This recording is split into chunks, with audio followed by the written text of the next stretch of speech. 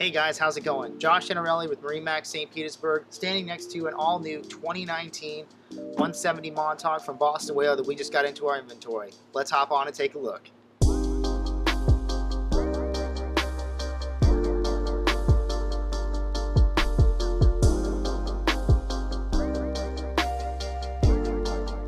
Starting on the transom of this 170 Montauk, we have the 90 horsepower Mercury 4-stroke command thrust. Pushes this boat right around 40 on the top end. You get a nice 20-mile-an-hour cruise. You got the nice little touches on this one as well.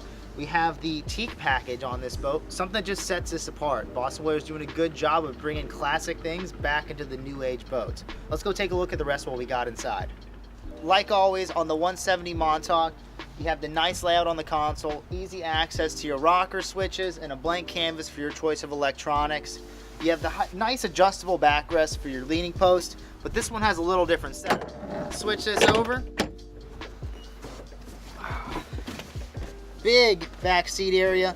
Also conveniently has storage underneath, and you still have the easy access to your live well here. On this 170 Montauk with the fishing package, you have your rod holders conveniently right here behind your backrest for your forward seat.